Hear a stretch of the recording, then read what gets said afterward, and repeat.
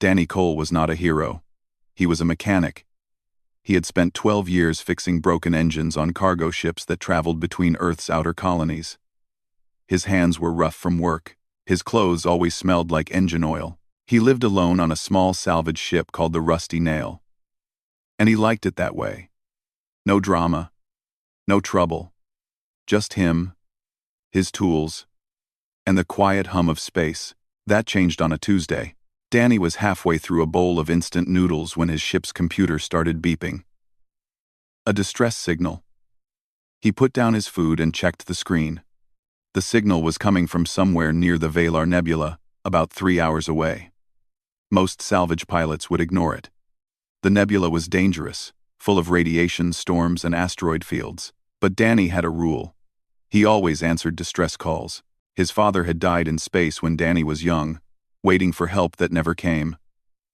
Danny swore he would never let that happen to someone else, if he could help it. He set course for the signal and finished his noodles. When he arrived, Danny expected to find a broken cargo ship or maybe a damaged mining vessel. What he found instead made him choke on his coffee. The ship was enormous. It was shaped like a serpent made of gold, with scales etched into the hull and massive wings that stretched out like solar panels. Red symbols glowed along its sides. Danny recognized them immediately. Everyone in the galaxy knew those symbols. This was a Drakian warship. The Drakian were one of the oldest species in the known universe. They looked like dragons from Earth's old stories, tall and powerful with scales covering their bodies. They had claws, fangs, and eyes that burned like fire. They ruled over 40 star systems and commanded fleets that could destroy planets. They were proud, ancient, and terrifying. They also hated humans. Well, hate was a strong word. They simply did not care about humans at all. To the Drakian, humanity was young, weak, and unimportant. First contact had happened 50 years ago, and since then, the Drakian had barely spoken to Earth. They saw humans the way humans might see ants. Not worth the attention. Danny stared at the golden warship. A large hole had been torn in its side, and smoke was leaking out into space. Whatever had happened, the ship was badly damaged. He should leave. This was not his business. The Drakian would not want help from a human. They might even be angry if he tried, but the distress signal was still beeping. Someone on that ship was asking for help. Danny cursed under his breath and began docking procedures. The inside of the Drakian ship was like nothing Danny had ever seen. The walls were covered in gold and red metal, carved with images of dragons and stars. The air was hot and smelled like incense. Emergency lights flickered in the hallways, casting long shadows. Danny walked carefully, his toolbox in one hand and a flashlight in the other. He expected guards to stop him at any moment, but the first few hallways were empty. Then he heard voices. Lots of voices. They were coming from somewhere ahead. He followed the sound until he reached a large chamber. The room was circular, with a high ceiling and pillars carved to look like dragon wings. Dozens of Drakian were gathered inside, all of them wearing armor or fancy robes. Some were crying, others were shouting at each other. Guards stood around the edges, their clawed hands gripping weapons, but they looked lost and afraid. In the center of the room was a bed made of crystal and silk. A figure lay on it, surrounded by physicians in white robes. Danny pushed through the crowd to get a better look. The figure was a woman. A Drakian woman, with bronze scales that had turned gray and dull. She was beautiful in a terrifying way, with sharp features and long black hair spread across the pillow. But something was very wrong with her. A strange growth covered her chest, spreading across her scales like frost on a window. It was made of dark crystals that pulsed with a sickly purple light. Her breathing was shallow. Her eyes were closed. She was dying. An older Drakian male stood near the bed, his face twisted with grief. He wore a crown of silver thorns and robes covered in jewels. When he spoke, the room went quiet. "The healers say she has 3 hours," he said, his voice cracked. 3 hours, and then my niece will be gone. Danny felt his stomach drop. Niece. That meant this was a royal family. And the woman on the bed was not just any noble. From the way everyone was acting, she had to be someone very important. One of the physicians stepped forward. She was old, with gray scales and tired eyes. "Lord Kalen, we have tried everything. The void blight cannot be stopped. It has been this way for 10,000 years. There is no cure." Void blight. Danny had heard that name before. It was a legendary disease, a curse that had killed Drakayan royalty for centuries. No one knew where it came from or how to stop it. It simply appeared, infected its victim, and killed them within days. Some said it was a weapon from an ancient war. Others said it was a punishment from the gods. Lord Kalen slammed his fist against a pillar. "She is the first daughter! She is meant to be empress. There must be something we can do." First daughter. Danny's blood ran cold. That meant the woman on the bed was Lady Seraphis, the eldest child of the Drakane Empress. She was next in line to rule 40 star systems. And she was dying right here, right now, on a broken ship in the middle of nowhere. Danny knew he should leave. This had nothing to do with him. He was just a human mechanic with a toolbox and a bad habit of answering distress calls. He could not help these people. He did not even know why he was still standing there. But then, he looked at Lady Seraphis again. At the way her chest barely moved with each breath. At the way her hand hung limply off the edge of the bed. She looked so fragile. So alone. She reminded him of his sister. Katie had gotten sick when she was 17. Cancer. Danny had sat by her bed for months, watching her fade away. She survived, eventually, but those months had changed him. He never forgot what it felt like to watch someone you loved slip away while you stood there helpless. He was not going to stand by again. Danny stepped forward before he could stop himself. "Can I help?" Every head in the room turned toward him. The Drakayan stared at him like he was an insect that had crawled out of the walls. Lord Kalen's eyes narrowed with disgust. "A human?" he said. "How did you get on this ship?" "Your distress signal," Danny said. "I'm a mechanic. I came to help with repairs. But maybe I can help with this." One of the guards laughed. It was a cold, cruel sound. What could a human possibly do? "Your kind can barely keep your own planet alive. You know nothing of our medicine. Nothing of our ways." Danny's face burned with embarrassment, but he did not back down. "Maybe not. But I'm here. And right now, you've got nothing to lose by letting me try." Lord Kalen looked at him for a long moment. Then he turned away.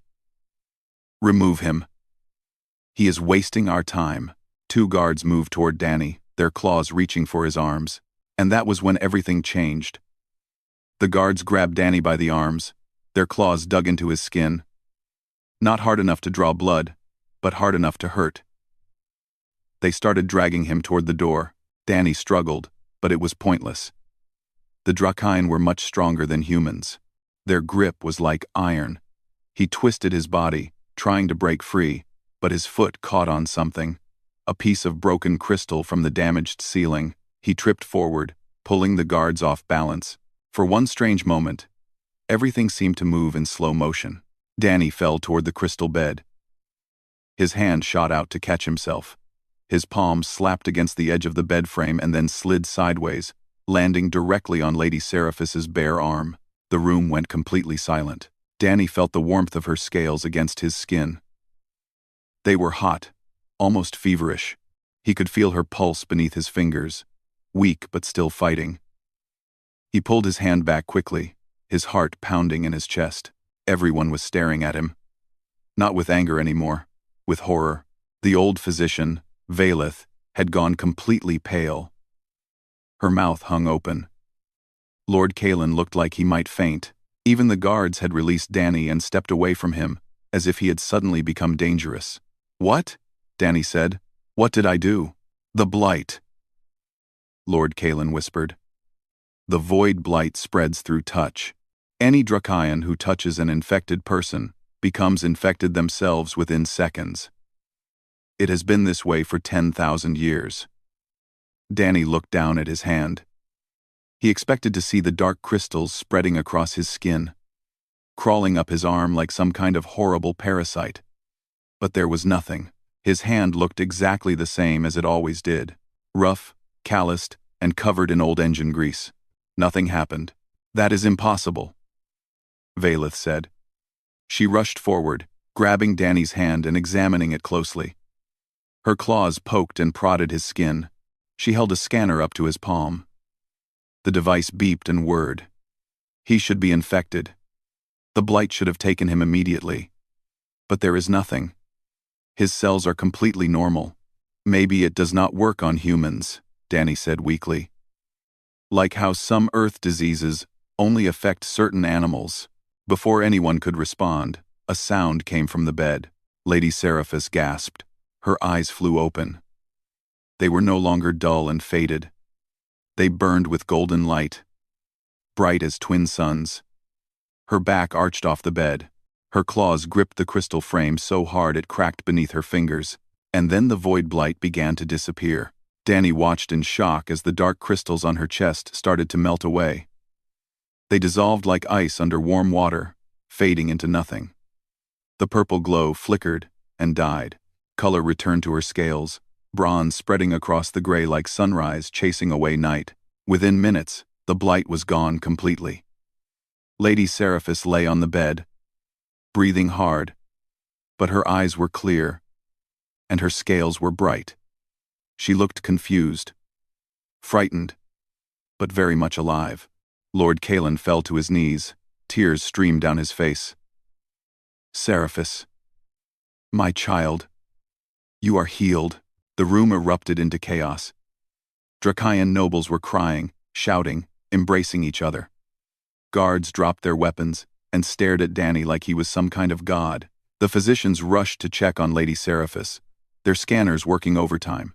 Danny just stood there, too stunned to move. Lady Seraphis slowly sat up on the bed. Her golden eyes found Danny through the crowd. She stared at him with an expression he could not read. You, she said. Her voice was rough from disuse, but there was strength in it. You touched me. Danny swallowed hard.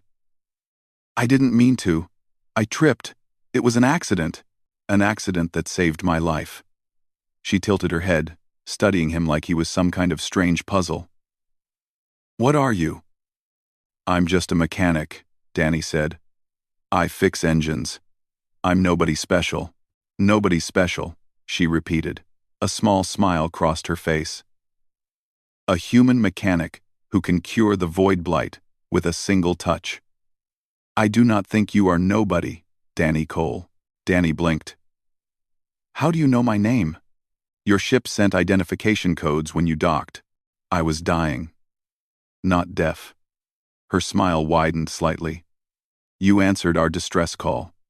Most would have ignored it. Especially humans, who have every reason to avoid my kind. I don't like leaving people to die, Danny said simply. No matter who they are. Lady Seraphis looked at him for a long moment. Something shifted in her expression. It was small, barely noticeable, but Danny saw it. She had expected him to ask for something.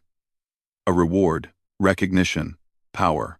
Instead, he had simply told her the truth. Interesting, she said quietly. Valeth pushed her way through the crowd, her scanner still beeping in her hand.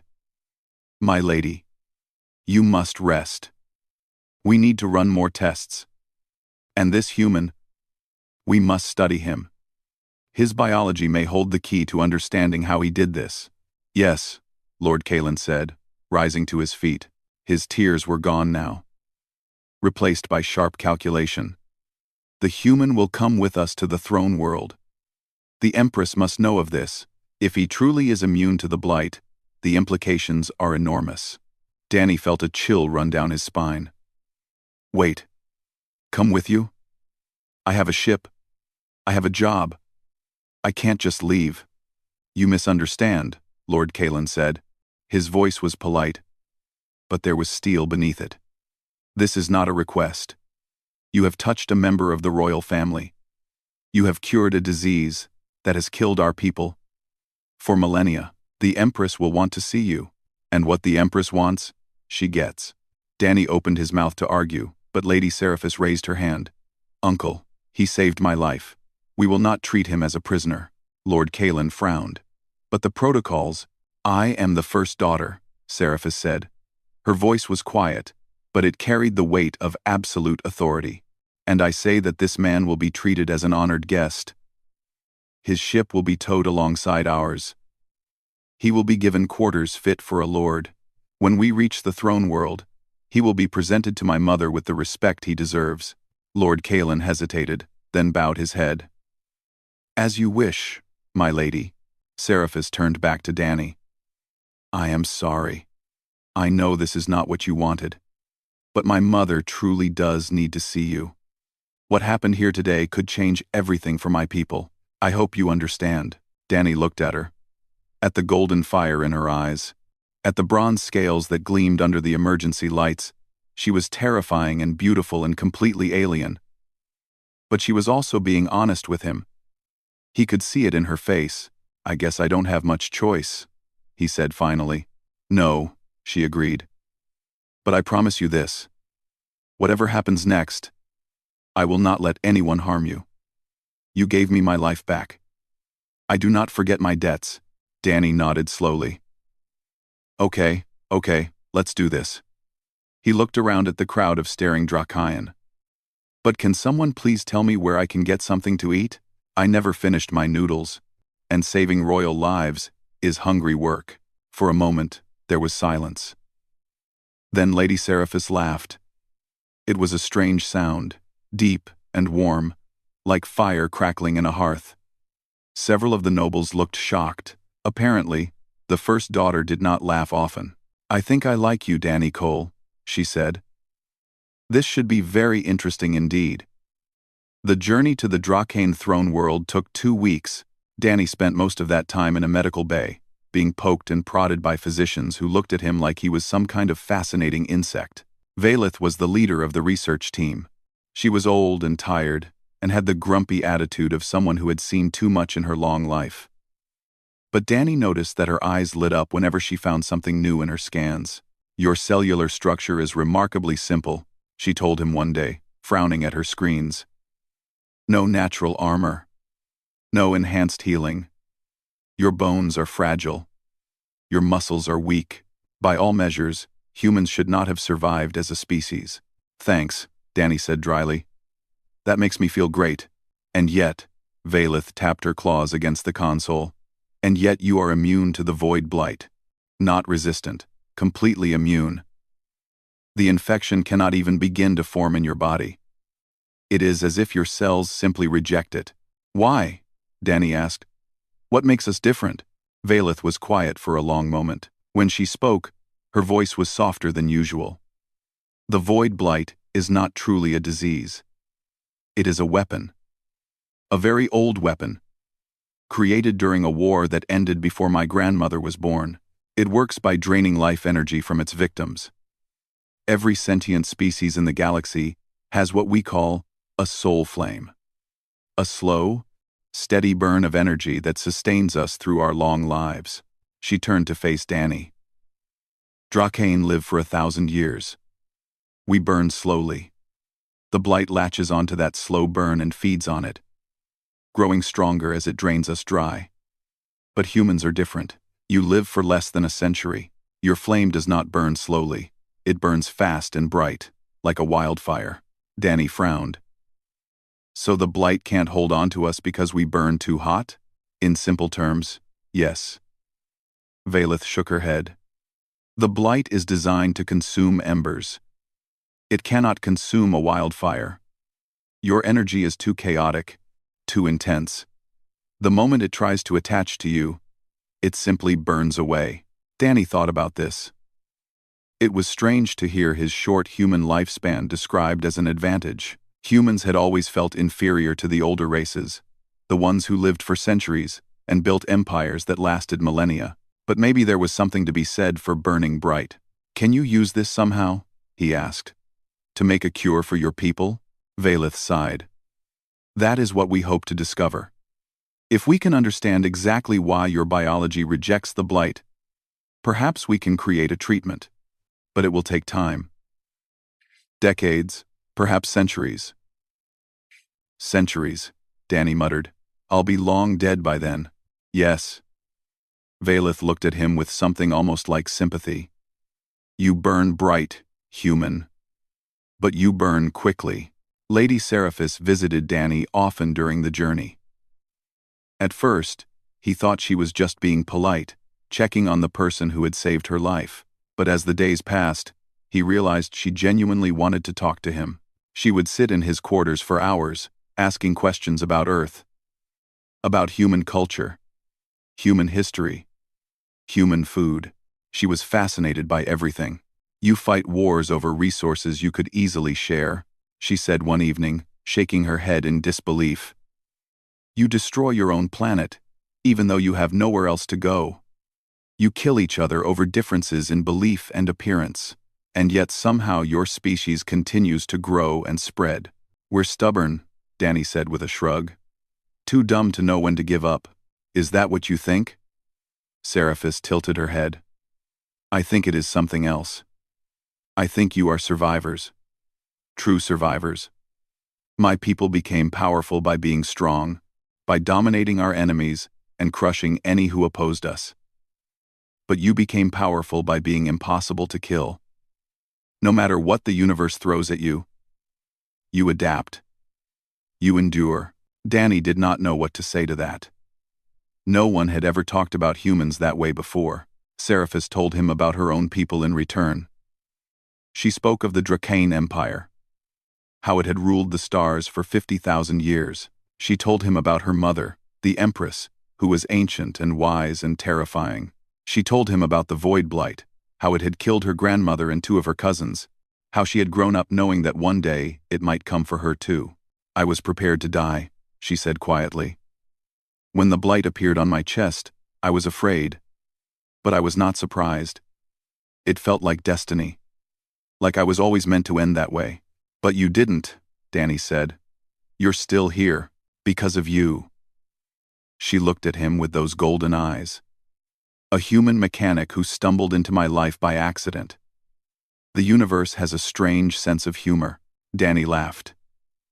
Tell me about it. A month ago, I was fixing broken engines and eating instant noodles alone. Now I'm on a royal warship heading to meet an alien empress. Life is weird. It is, Seraphis agreed. But perhaps it is supposed to be. They talked late into the night, and something strange happened. Danny stopped seeing Seraphis as a terrifying alien princess. He started seeing her as a person, someone who was scared and lonely and trying her best to carry a burden that was too heavy for anyone. And he thought maybe, just maybe, she was starting to see him as a person too. When the warship finally arrived at the throne world, Danny understood why the Dracaian were so proud. The planet was called Dracaros, and it was the most beautiful thing Danny had ever seen. It hung in space like a jewel, covered in red forests and golden oceans. Mountains taller than anything on Earth rose from the surface, their peaks glowing with eternal fire. Cities of black stone and crystal spread across the continents, connected by bridges that spanned entire oceans. And at the center of the largest city was the Imperial Palace. It was built into the side of a volcano, its towers reaching up into the clouds. Rivers of lava flowed around it like a moat. It looked like something from a dream, or maybe a nightmare. Welcome to my home, Seraphis said softly. Danny stared out the window, his mouth hanging open. Your home is a volcano palace. Of course it is, Seraphis smiled. Wait until you see the throne room. The ship landed in a courtyard larger than most Earth cities.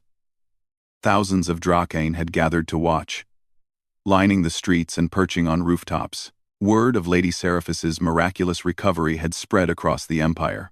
Everyone wanted to see the human who had saved her. Danny walked down the landing ramp, feeling very small and very human. The Dracane stared at him with expressions ranging from curiosity to suspicion, to something almost like hope. He was surrounded by guards in golden armor, though he was not sure if they were protecting him or guarding him.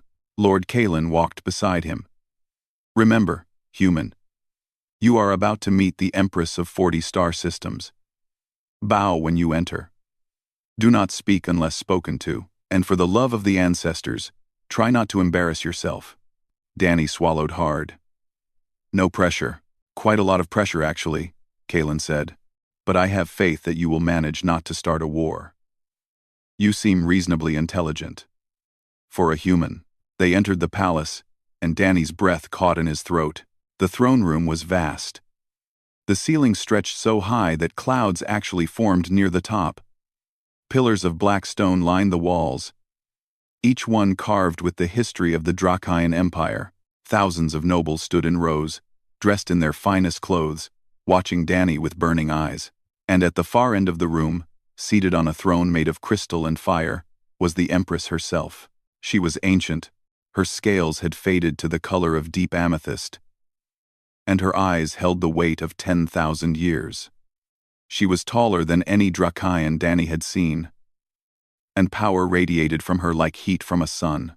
Danny walked toward her, his legs shaking slightly. He stopped at the base of the throne and bowed as deeply as he could. For a long moment, there was silence. Then the Empress spoke. Her voice was soft, but it filled the entire room. Rise, human. Let me look at you. Danny stood up and met her gaze. It felt like staring into the heart of a star. So, the Empress said, you are the one who saved my daughter. Danny stood before the Empress of the Dracaean Empire and tried not to pass out. She was studying him with those ancient eyes, seeing things that Danny could not even imagine. He felt like a bug under a microscope.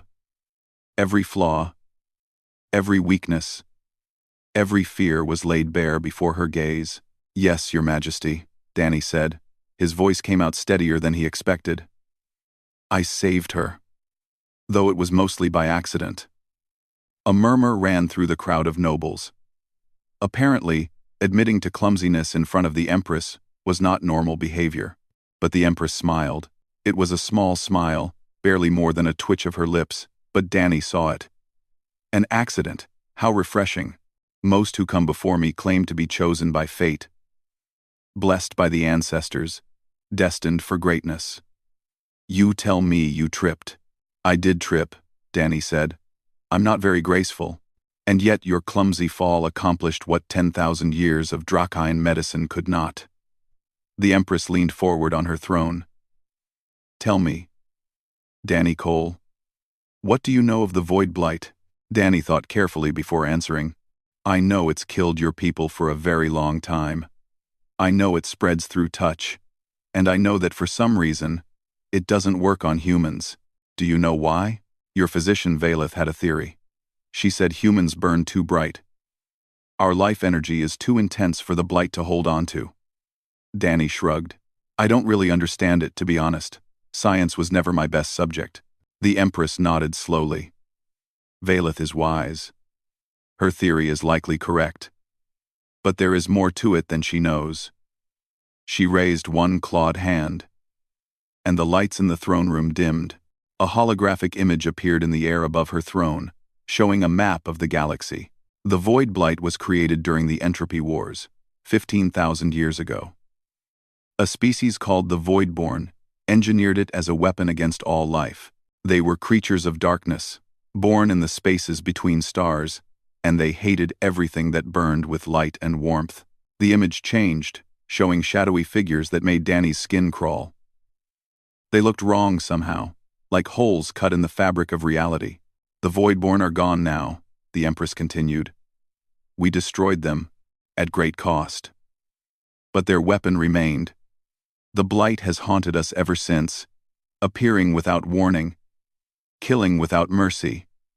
We thought it was simply our curse to bear. Until the holographic display vanished. The Empress fixed her gaze on Danny once more. You are not just immune to the Blight, human. You are its opposite. Your species burns with a fire that the Voidborn could never have imagined.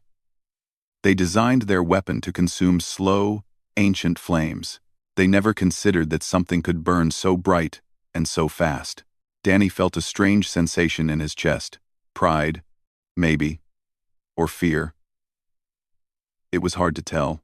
My physicians have been studying your blood, your cells, your energy patterns, the Empress said. They believe that with time, they may be able to develop a cure for the blight, using your biology as a template. It will take decades, perhaps centuries, but for the first time in 10,000 years, my people have hope. She stood from her throne. Every noble in the room immediately dropped to one knee. Danny hesitated, then followed their example. The Empress descended the steps toward him. Her footsteps echoed through the silent chamber. She stopped directly in front of Danny and reached down to lift his chin with one clawed finger. "You carry no weapon," she said. "You hold no power. You command no armies. You are small and weak, and your life will be over in the blink of an eye. By our standards, and yet you have done what our greatest healers, our mightiest warriors, our wisest scholars could not do." Her eyes burned into his. "What do you want, Danny Cole? Name your price." "Wealth? Power? A world of your own? I will give you anything within my power to give." Danny thought about it. He really did. He could ask for money, enough to live in comfort for the rest of his life. He could ask for a ship, a real ship, not the broken-down salvage vessel he had been flying for years. He could ask for fame, for status, for a title, but none of those things felt right. He thought about his life, about growing up on Earth, in a colony where humans were always the bottom of the ladder, about the Draken ships that flew overhead without ever looking down, about the way other species talked about humanity, like they were children playing at civilization while the adults ran the galaxy. He thought about his father, who had died alone in the void because no one thought a human life was worth saving, and he knew what he wanted. "I want my people to be seen," Danny said quietly. "Not as primitives, not as curiosities, not as a species to be pitied or ignored." He met the Empress's gaze without flinching. "I want us to be seen as equals, as friends. If you'll have us." The throne room went completely silent. The Empress stared at him for a long moment. Her expression was unreadable. Danny's heart pounded in his chest. He had probably just made a terrible mistake. Asking for equality with the Drakaen? They ruled 40 star systems. Humans could barely manage one planet without setting it on fire. Then the Empress did something that shocked everyone in the room. She laughed. It was not a cruel laugh or a mocking laugh. It was a real laugh. Warm and surprised and genuinely amused. The sound echoed through the throne room like thunder. "Equals," she said, shaking her head. "The first human to ever stand before the Drakaen throne asks not for gold or power, but for respect, for partnership." She looked at Danny with something new in her eyes, something that might have been admiration.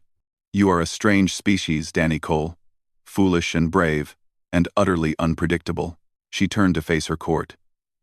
Thousands of Drakaen nobles stared back at her, waiting. "For 10,000 years, we have looked at humanity and seen only their weaknesses," the Empress said. "Their short lives, their fragile bodies, their chaotic societies. We dismissed them as unworthy of our attention." She paused, letting her words sink in. "We were wrong." A gasp ran through the crowd. Danny felt like the floor had dropped out from under him. "Humanity burns with a fire we do not possess," the Empress continued. "A fire that can destroy the very weapon we have feared for millennia. Perhaps it is not despite their short lives that they burn so bright, but because of them. Perhaps we have something to learn from a species that packs so much passion, so much determination, so much stubborn refusal to give up into such a brief span of existence." She turned back to Danny. "You ask for equality, for friendship. Very well. I will give you something that no human has ever received. I will give you a chance to prove that your people are worthy of standing beside us." The Empress raised her voice so that it filled every corner of the throne room. "Let it be known throughout the Empire. From this day forward, humanity is to be treated as a potential ally, not an inferior species. They will be given the opportunity to work alongside us, to learn from us, and to teach us in return. And if they prove themselves worthy, they will be welcomed into the Drakaen Empire as full partners." She looked down at Danny one last time. Does this satisfy you? Danny Cole? Danny's voice came out as barely more than a whisper. Yes, Your Majesty. That's more than I ever hoped for. The Empress smiled. Good. Because you have just changed the course of galactic history. I hope you are prepared for what comes next. Danny thought about his little salvage ship, his instant noodles, his quiet life among the stars. All of that was gone now. He had opened a door that could never be closed, but when he looked at Lady Seraphis, standing among the nobles with tears of joy in her golden eyes, he knew he had made the right choice. Whatever came next, it would be worth it. 6 months had passed since Danny Cole stood before the Empress and changed history. The Treaty of Shared Stars was signed on a space station orbiting Earth, with representatives from both species present. Danny watched from the back of the room as diplomats in fancy clothes shook hands and made speeches. He did not understand most of the legal language they used, but he understood the meaning. Humanity was no longer alone. The changes came slowly at first. Dracayan ships began visiting Earth's colonies, not as conquerors or observers, but as trading partners. Human doctors were invited to study at Dracayan medical academies. Dracayan engineers came to Earth to share their knowledge of starship design. Students from both species began learning each other's languages, each other's history, each other's ways of seeing the universe. Not everyone was happy about it. Some Dracayan nobles thought the Empress had gone mad, offering equality to a species of short-lived primitives. Some humans were suspicious of the dragon people, remembering centuries of being ignored and dismissed. Old hatreds did not disappear overnight, but things were changing. Danny could feel it. He never went back to the freight routes. He could not. Even if he wanted to. He had become too famous. The human who cured the blight. The mechanic who moved an empire. His face was on news broadcasts across the galaxy. Politicians wanted to meet him. Scientists wanted to study him. Companies wanted to use his image to sell their products. Danny hated all of it. He was not a hero. He was not a diplomat. He was just a guy who knew how to fix engines, and happened to be in the right place at the wrong time. All the attention made him uncomfortable. All the expectations felt like weights pressing down on his shoulders. So he did what he always did when things got too complicated. He found an engine room and started working.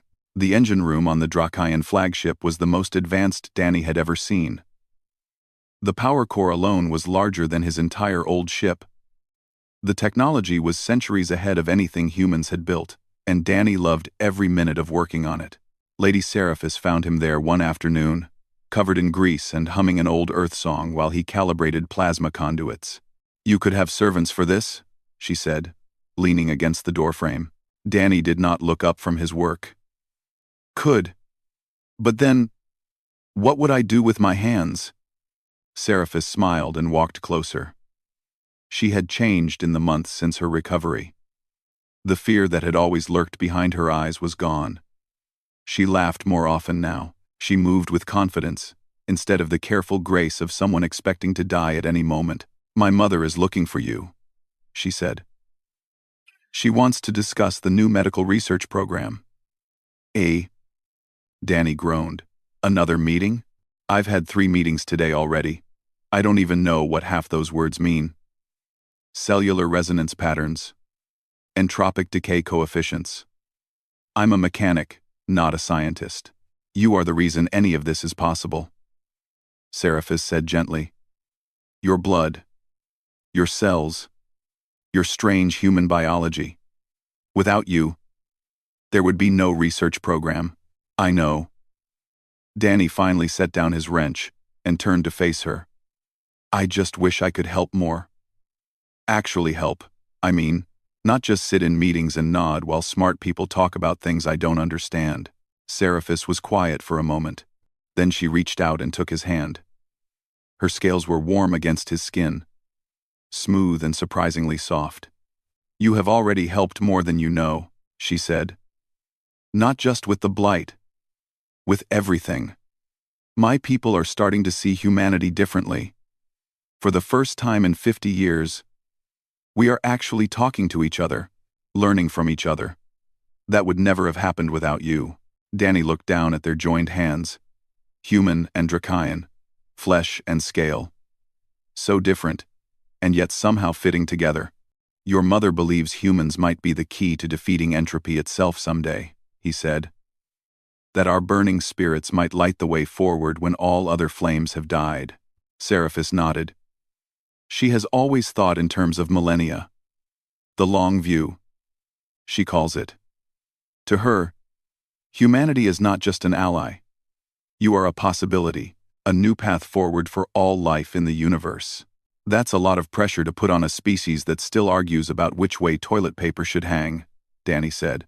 Seraphis tilted her head. Which way should it hang? Over. Obviously over. Danny grinned. See? We've got our priorities straight. Seraphis laughed. That warm, crackling sound that Danny had come to love. I will never understand your species, Danny Cole. That's okay. We don't understand ourselves most of the time. They stood there in comfortable silence for a moment, surrounded by the hum of alien machinery. Danny thought about everything that had happened. The distress signal that had pulled him off course, the accidental touch that had saved a princess, the request that had changed the relationship between two species forever. He thought about his father, who had died waiting for help in the void. About his sister, who had survived her illness and now worked as a nurse on one of Earth's orbital stations. About all the humans across the galaxy who would grow up in a universe where they were not alone, where they had friends among the stars. He had not planned any of this. He had just been a mechanic doing his job, answering a distress call because it was the right thing to do. But sometimes the right thing to do led to places you never expected. Do you regret it? Seraphis asked suddenly. Your old life was simple, quiet.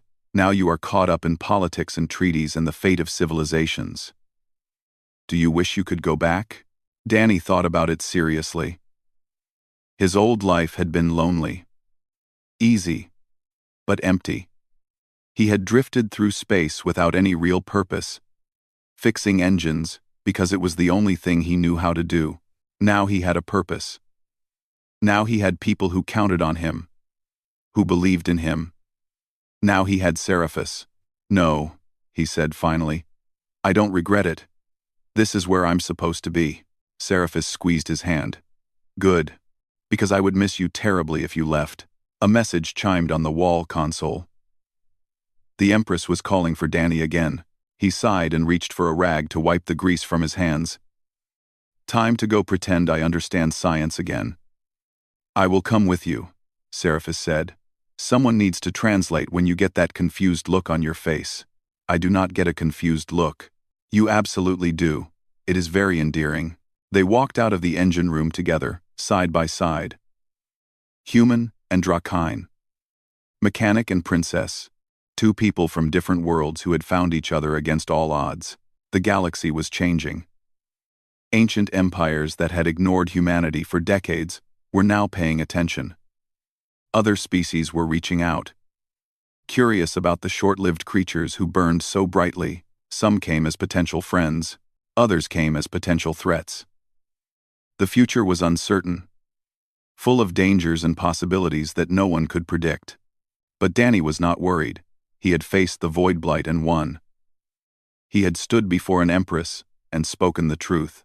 He had helped open a door between two species that had never truly seen each other before. Whatever came next, he would face it the same way he had faced everything else in his life. One problem at a time. With his hands dirty and his heart open.